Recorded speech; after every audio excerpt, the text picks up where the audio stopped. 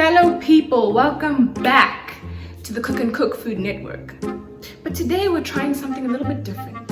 Yes, we're still wearing the apron, we're still in the kitchen, but we're not gonna make the usual. We're not gonna have our usual recipe, our usual meals, that we prepare. No, today is gonna be a little bit different, a little bit of a scavenger cook something. Okay, we'll find a name for it when we actually get there, and a proper mic next time.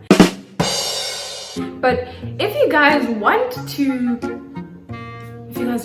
to embark on this show with us and see how things take a turnover, sit tight, enjoy the show, put on your 3D glasses, and let's go.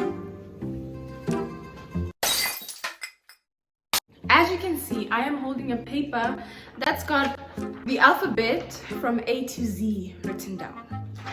Now, what is the function of this alphabet today?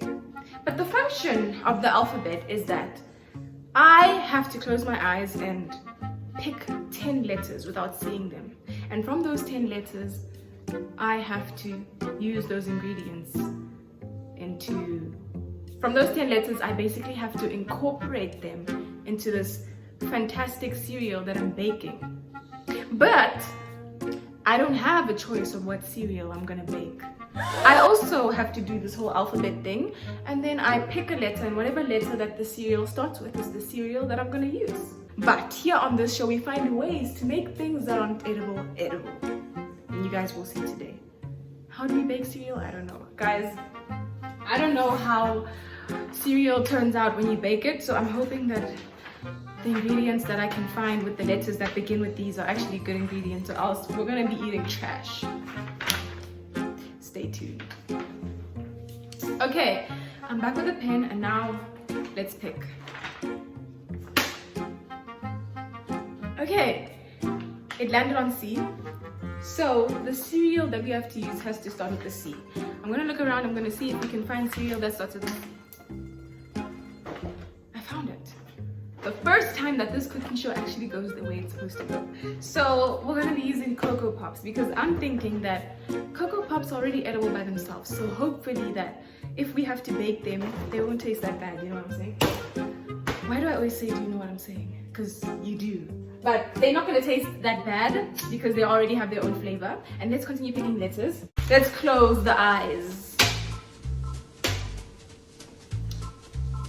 W. I don't know if you guys can see that. W. Let's write that down. Q. I don't know of any food that starts with a Q. I. The third one. F. Few moments later. Okay, we're done picking out the letters. So we have our 10 letters, which are W, Q, I, F, B, J, C, L, U, and H. So I don't know how these are all gonna come together. We already have our cereal, the Cocoa Pops. With the W, what ingredient starts with a W? What is it? W, what? Oh my gosh, guys, so the only two ingredients that start with a W are watermelon and wheat.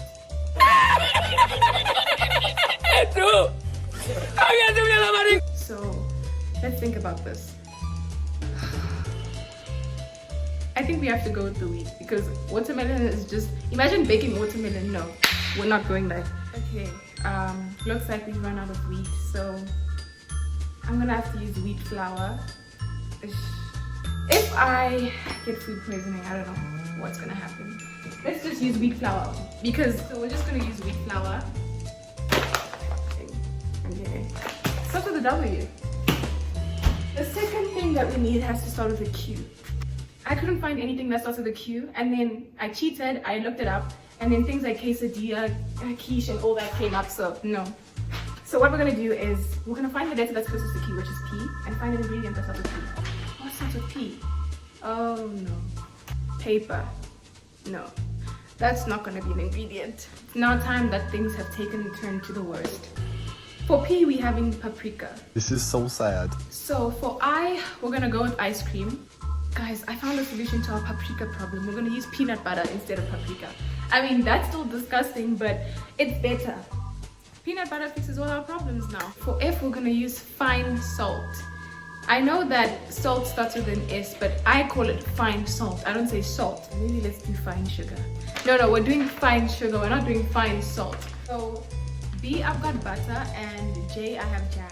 For L, I have lemon, and then I have coffee for the other C. For H, I'm going to use hot chocolate powder.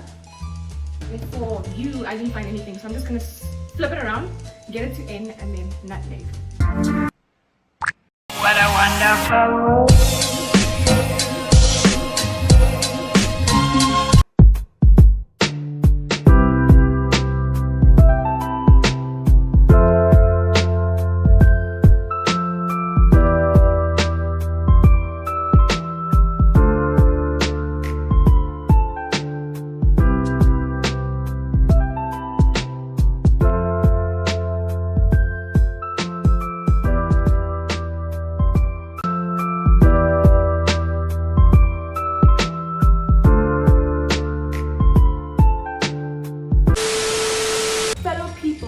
Let me tell you guys a little story about how I nearly made the microwave catch on fire.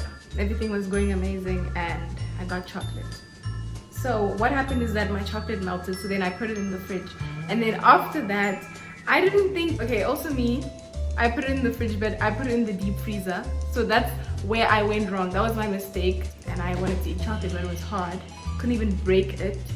So I thought, let me put this chocolate in the microwave and make it melt.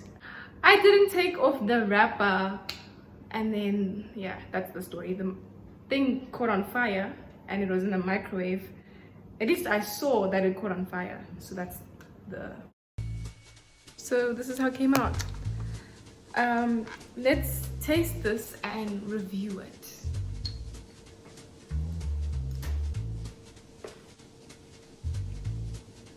It tastes weird. It tastes like sour dark chocolate. So if you ever want to taste sour dark chocolate, make this recipe. And that's it, fellow people. For more videos like this, come back next week. See you soon.